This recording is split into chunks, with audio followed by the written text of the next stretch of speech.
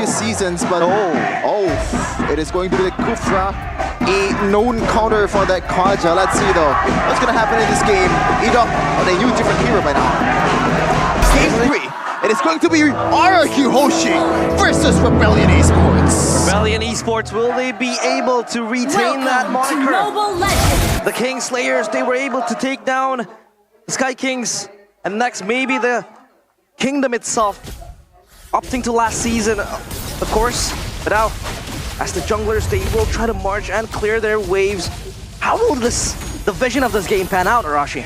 When it comes to clear and AoE, the early game I think really favors RRQ, man. The hailstones coming in from Rins definitely does a lot of damage. Audi going for some information in the orange buff, and the Litho actually is relatively untouched by both junglers here. So Susujin is going for the faster clear with the Alpha, and he will be able to get the Litho with the help of Rins. Looking at the emblem by IndieHome, by Telkomsel, Biception. Weapon mastery here for Matt. He wants to take this to the late game to try and match the damage output of Skylar. A bold move for sure, but when it comes down to it, less tenacity is in the hands of Rebellion. So they're trying to match the movement speed with the agility and the Winner's Blessing. Look at the Frosty Winds though. Here they go, Matt under pressure, and there goes the Rotary Impact, and the Spear of Alpha connects. Skylar gets the first blood, ODCS next. That's the operational target for RRQ, but they will be enough. And opting to just take down that gold later. Want to play by Susujin to try to bait out all the tools coming in from Matt and to finally seal the deal with the Spear of Alpha. Skylar immediately getting massive value from the turret gold. As Matt comes back to try and do something, to try and get some control, but RRQ, they have the clear advantage and they are using it. Yep, they pulled the trigger first. Beautiful sandwich from the Kingdom, but Matt, at that time, I believe he actually misclicked the flicker to the wall. That's why hands didn't really move an inch from his original position. And now, RRQ, they have a better composition for a total setup. This time around, they won the first game. They also won the first neutral objective game. Now, let's see what's going to happen. Yeah, the Mighty Eater just helping down, taking away the turtle. And there goes Cars trying to pop the hammers left and right. Tyron with the air shatter and the onwards, the chain as well, trying to lock him in place. But Cars gets Edok, and there they go with the trade. 1 for 1, still enough. Dominic's descent there to just give an extra damage currently from Sway Low, but they will disengage and they will probably go for a second turtle dance. This time around, Rebellion does have the upper hand. They also have the... No, what? Whoa! Out of nowhere, and the Divine Judgment there goes into Sway Low rather than Susujin. Susujin gets taken down. Ryota trying to pop the Retribution, and he gets it. Tyron having to tank all the damage given by Rebellion Esports, and the Blue Bulls, they strike back. Winning the first objective of the game, but what the hell just happened in the bottom lane? It's not supposed to be like that. They're supposed to play the gold lane safely, but Mad once again falls. 0-0. 0 kills so far in the match. It's just Skylar things, bro. Using a late game hero to get a snowball going in. What more do you want? As Edok charges up, Matt is definitely in danger, but you look at the pickoff game earlier. Ooh, aggression coming from Rebellion. Flicker forward, Susujin doesn't have the Spear of Alpha, and there goes the Frigid Glacier, but Ryota does get Susujin. Now Darren trying to pop up the Earth Shatter. Rens will bite back towards Ryota. ODCS looking to push his issue towards Tyron. Tyron has the Earth Shatter, and the onwards not enough. As Cars will take down the XP laner of RRQ, as Matt under enough pressure to just waver his control off that turret bottom side. Skylar, man, we thought that, you know, right now he's on the back seat, he's not really controlling the game anymore, but when he's asked to do it, he's gonna deliver 2 games within time so far, and it's looking really good. Just like the audience prediction, 90-10. That is a lot of difference there. Absolutely one-sided for this game. Edok, though, does he spot it? Audi has been doing a great job going for the pickoffs with the Divine Judgment. And Sway Low himself is doing a lot of a better job matching the impact of Rins when it comes to the rotation. Susujin has been invaded, has been disturbed in his own jungle. But for RRQ, they're willing to trade that off for that gold lane dominance. Will that pay off, though? If Skylar can free hit in the fights, that is possible. Look at Tyron, though, starting a play for Susujin. Onward with the Spear of Alpha as well. The penalty zone will lock them in place, but Cars already dropping down so low.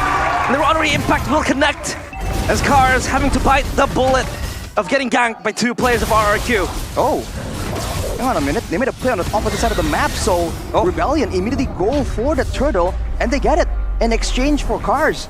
I guess it's a great play by cars there to kind of double down and buy some time to get the neutral objective, but as a result, Dyron is bashing on this turret, trying to get an advantage. Edok with a great amount of scouting. Get this, a cape on the Kufra, man. He's been doing a great job staying out of vision in this game.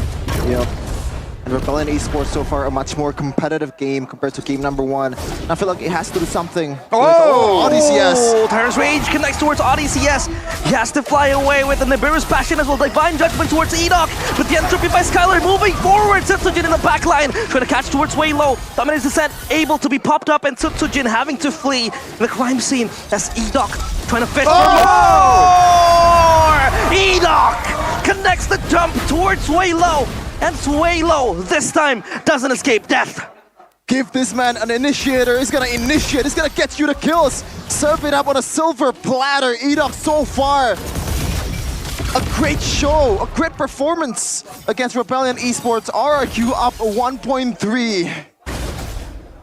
Don't forget to redeem the code in the GoPay app to get a 50% cashback voucher. GoPay FTW. For the win. Only for the first 100 people. Don't miss out, because right now, RRQ, they're gonna increase the tempo to try and get control here. With 2 turrets taken out already, you can see the jungle becoming less and less secure for Rebellion to try and farm in. This final mid turret is what RRQ needs to crack open the whole map. But look at this on the top side. Car stuck in an no man's land penalty zone. Defensively, it flickers back and tries to run away from the RRQ Kingdom.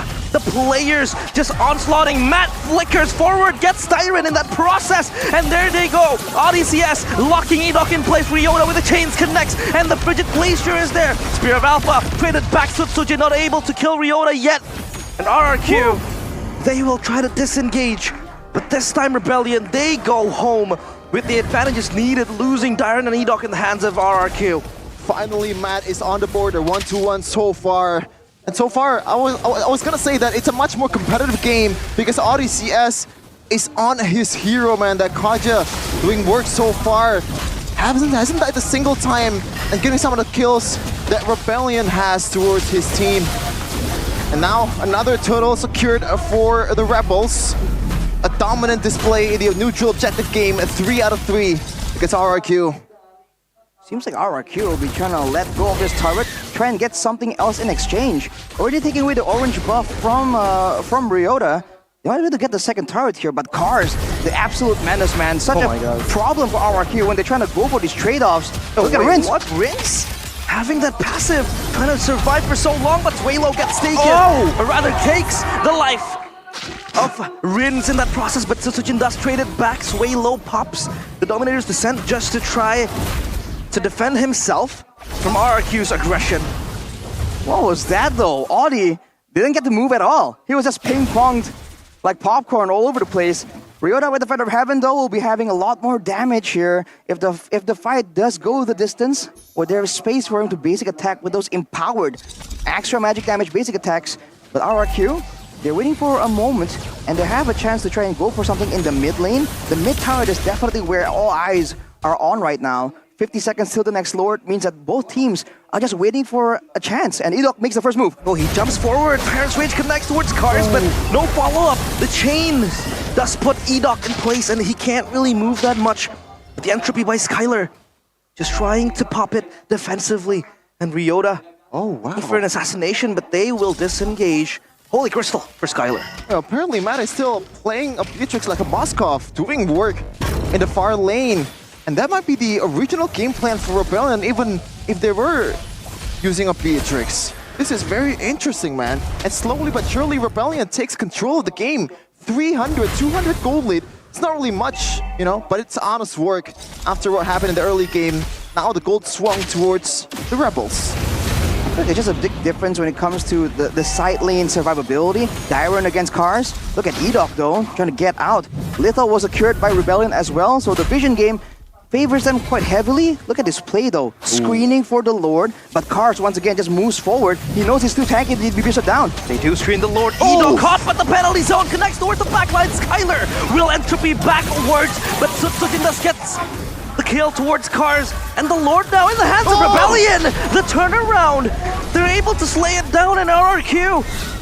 They lose their grasp of the big elephant in the room, and that is the Lord. Beautiful response by the Rebels.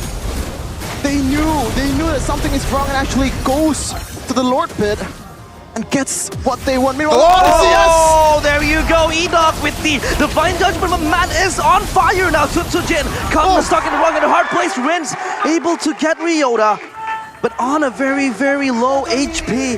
Will Rebellion re-aggress as ODCS just trying to farm for an angle. Skylar is so aggressive in that mid lane.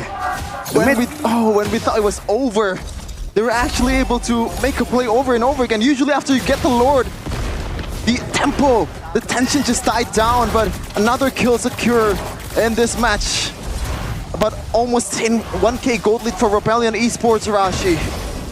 It's still only about 1k gold lead, and you have to remember, in the late game, this Natan is a massive problem, along with the Alpha. You're seeing the true damage trying to stack up, but Tsujin is forced to back away. RRQ will be trying to play the safe game, trying to clear this Lord out, and maybe save the turret passive even. Might be too much to ask for, though. Oh, they saved it. Wait, actually, they did save it. Yeah, they're saving it. That's massive value for RRQ, but now it's back to the waiting game, where for Rebellion, Cars has just been an absolute menace here. He's the main front line that can't really be melted down. The moment RRQ get enough items, though, to really shut him down, I feel like this game is going to have a massive swing in momentum.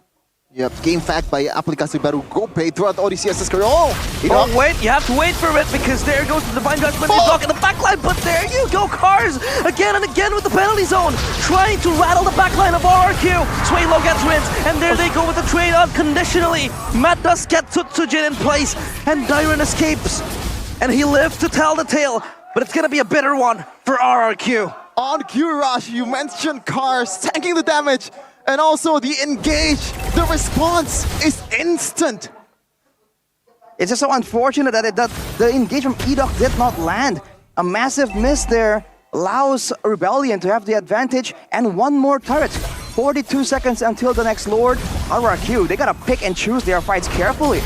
I dare say, they might wanna send Dyron out in the front first and allow Edok to really find and pick and choose that engagement. Because every time the Divine Judgment is used onto Edok, RRQ are just having a difficult time trying to match that presence. They either have to stop ODCS, or they gotta try and stop Matt from channeling that full-on Nibiru's passion. There's still something that you have to look forward or like look out for RRQ, because Tsujin and Skylar is up about 1k gold lead from their H counterpart against Rebellion Esports, so the damage dealing potential from RRQ is still there. The question is, once again, Edok, can you make the thing happen? Because so far the engages is on towards ODCS, on towards Cars. Whoa! What's gonna be? Oh, it's gonna be a blitz.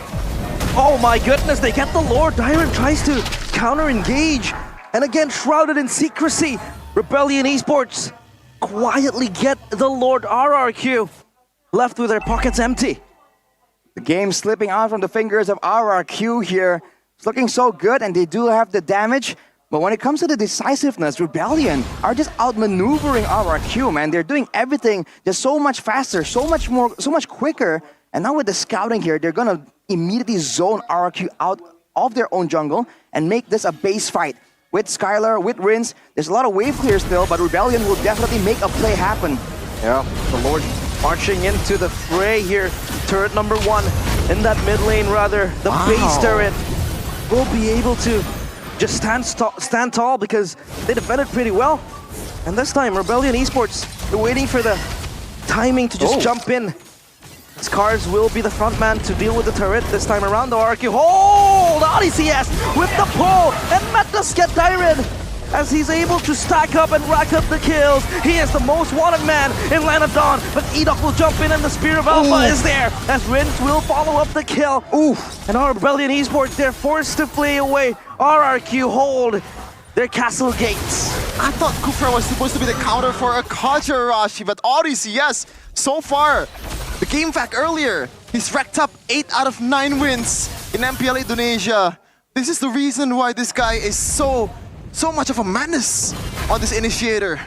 It's also the difference between the Edith and the Terizla. The fact that Audi can just wait for Cars to pull the trigger and then go for an adaptive play. Edith can't really do the same kind of some kind of deal. Dyron can't really engage from that far away. He's relying on being more survivable, which is exactly why you're seeing Edok sometimes frontline for the whole team right here. They're just losing out when it comes to engage range. Yep. And now you can already see some of the maybe solution that RQ might be able to offer. Rinse on the skirmish earlier in the bottom lane. He was able to kind of cover for Edok when he went for the Tyrant's Revenge and Rage. So maybe just let Rinse just go with one of the frontliners to check the bushes. That might be the reason or like the solution for the Kingdom. RRQ, they don't really have instant engagers. Most of their initiations, their engagers are telegraphed. You know, the Kufra jump, the Earth Shatter coming in from Dyron will, you know, it's going to be very easy for Rebellion Esports to sense the initiation. So of course, Rebellion can just pace themselves, zone out the players of RRQ, not let them jump into the backlines.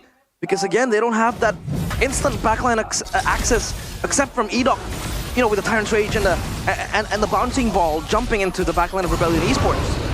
I'm wondering if there's gonna be a change in the itemization, because an Athena shield or something to really stave off that burst damage will be so beneficial for RRQ right now. If they can survive the initial pickup attempt, they have a chance. But look at Edok. There goes Edok with the Tyrant's Rage. Counterplay by Rinse with the hail, but not yet able to just flee away and erase the players of Rebellion Esports. They're still trying to blitz around the Lord.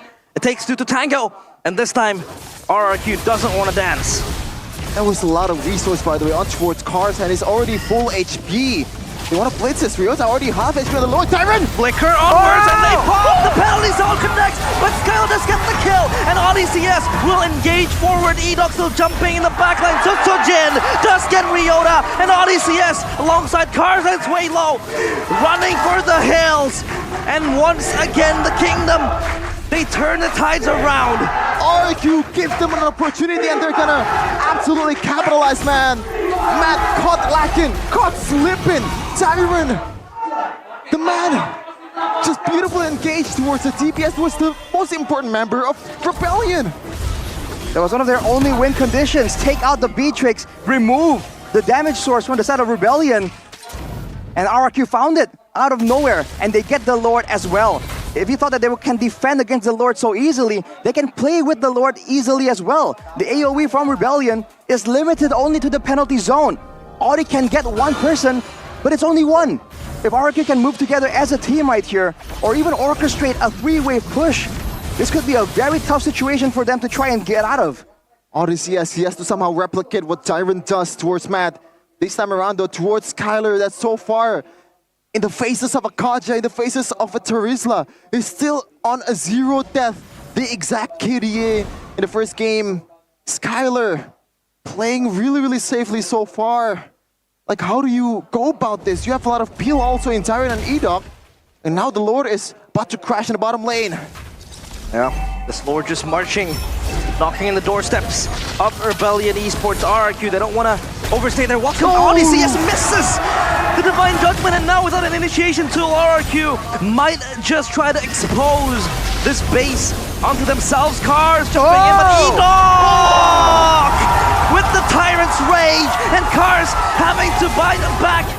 But Dyron just jumps in, forward with the Primal Wrath, the Crystal exposed, and RRQ looking to initiate the comeback, but Cars with the penalty zone, still enough to hold the line. The Rebellion Esports, Jin down, Skylar still above, and the Crystal falls down. RRQ initiate the comeback, and the Bulls, their horns tarnished. The Kingdom stands tall once again. Wow! 2-0! When the game looked like it slipped out of RRQ's hands,